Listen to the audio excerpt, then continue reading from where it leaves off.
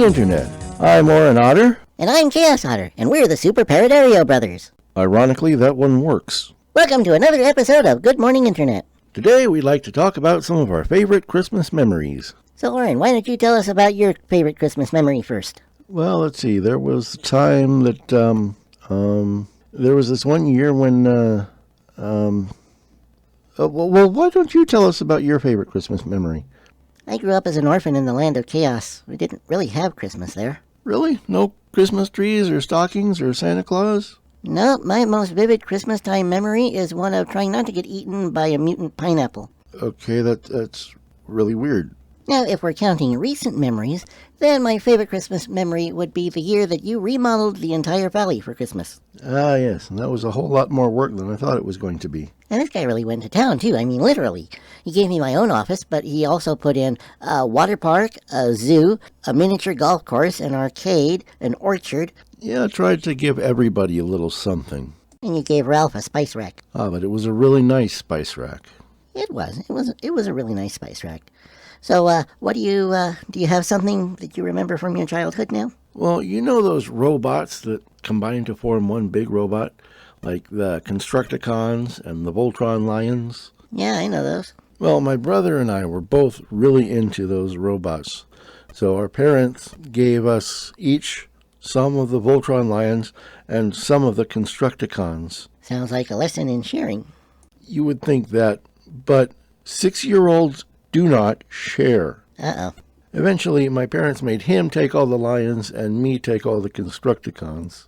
Well, that's an interesting story, but I don't think that's what we were really going for. Oh, you want happy memories? Well, I can do that. Yeah, do you have any happy memories? Yes, I have one. There was a time when my sister and my foster sister were roommates. They each had a kid. There was my nephew Alex and my foster niece Hannah, and they were both really into Pokemon. So what I did was I asked for their Pokemon cartridges from their mothers, and I gave them each a Pokemon at level 100. One was a Bulbasaur named Zyla, and the other was a Pikachu named Thur. Is there any significance to those? Yeah, Zyla, which was Hannah's Pokemon, is Alex's name backwards. And then Alex had the Pikachu Thur, and I couldn't exactly turn Hannah backwards, because Hannah backwards is Hannah. So I took her middle name, Ruth, and turned it backwards. And then I gave them each a plushie with the name of the Pokemon on the cartridge written on it. And did they like them? Oh, they loved them, at least at the time. I think Alex kind of outgrew Pokemon. And so now, my son Feroz now has the Bulbasaur Zyla. Well, that's cool. He likes Bulbasaurs, doesn't he? Oh yeah, he absolutely adores Bulbasaurs. Well, that's awesome. I'm glad we're able to give our kids gifts. Mm-hmm. And do you have any plans for what you're going to give your girls this year? I'm pretending I do. Well, what are you going to give them? I can't tell you that. They watch the show. Ah. And now that we've shared our favorite memories, we're going to do a little bit of Christmas trivia. Okay, here's your first question. What's the name of the Grinch's dog? Oh, that's easy. Max. Okay, your turn. By the way, what are the stakes on this game? Oh, I'm so glad you asked. Winner gets 3 wreath-shaped coconut cookies. Cookies. And the loser has to eat this glass of yellow snow. He's not kidding, listeners. There's an actual glass of yellow snow there. Psst, it's lemonade. I know it's lemonade. It's just that I got this thing about the listeners picturing me eating yellow snow. Okay, well then give me a hard one. In the song Winter Wonderland, who do we pretend that the snowman is? Parson Brown.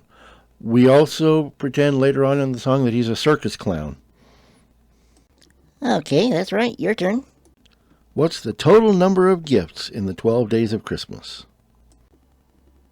Okay, that's 1 times 12, that's 12, plus 2 times 11, that's 22, plus 3 times 10, that's 30, plus 4 times 9, 36, plus 5 times 8 is 40, plus 6 times 7, That's 42. And that's a total of 182 so far. You do the same thing for the other 6 days, but in reverse, that gives you the same number. So 182 times 2 equals 364 presents in all. Wow, I was sure I'd get you with that one. Okay, here's yours. True or false? The character of Mrs. Dilber is not named Mrs. Dilber in the original A Christmas Carol manuscript. That's true. She wasn't named until later adaptations, and then the name stuck. Ding dong, you're wrong. I got the manuscript right here, and it says, "What odds then? What odds, Mrs. Dilber?" said the woman. "Every person has a right to take care of themselves. He always did." Huh. I did not know that. I remember reading A Christmas Carol, and I didn't remember seeing Mrs. Dilber in there. Well, it's in there. Your turn. Okay. According to various works of fiction, names of other reindeer in Santa's herd include Chet, Trasher, and Olive. False. Olive is a dog. That one was too easy for you. In the TV special, Frosty the Snowman, what's the name of the rabbit who lives in the magic hat? Mr. Longears? Hocus Pocus. Oh, man, that's 2 strikes for me. Okay, here's one you won't know. In How the Grinch Stole Christmas, the deep-voiced singer is not mentioned in the credits. What is his name?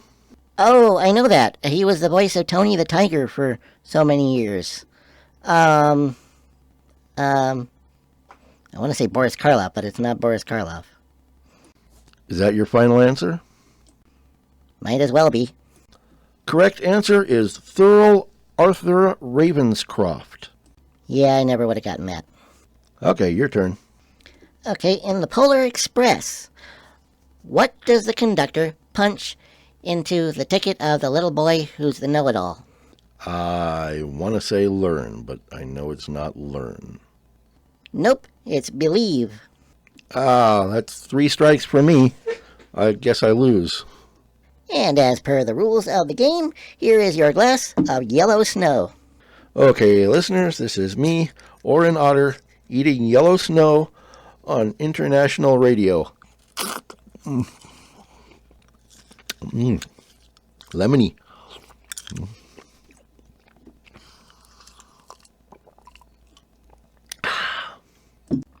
And this is me eating my cookie. So what do you want for Christmas this year, Chaos? 2 well-behaved little girls. And my dad used to say stuff like that, and we all used to think he was being silly and laugh. Now that I'm grown and have kids of my own, I know how serious he was. So how about you? What would you like for Christmas? Peace on earth and a great big fish. I think I can help you with that last part. And now, lest we forget, it's time for our random ending. Yes, because no internet comedy duo with a talk show has ever done random endings on their talk show before. And it's number 4, Frosty the Snowman with misheard lyrics. And Lispy the Snowman was a jolly happy so, with Atlanta but then the button losing to was made a cool. The SD Snowman was at that retail, they say. He was mentally those know about the children know how we came to let one day. That must have been some magic, and that also look at 8 down below when they placed it on his head in the engine rent and so rare. Owen promised be the snowman was alive as he could be, and the children thought, hey, good lap, and Blake is the same as you let me. The body from the company, from the outlook get rusty.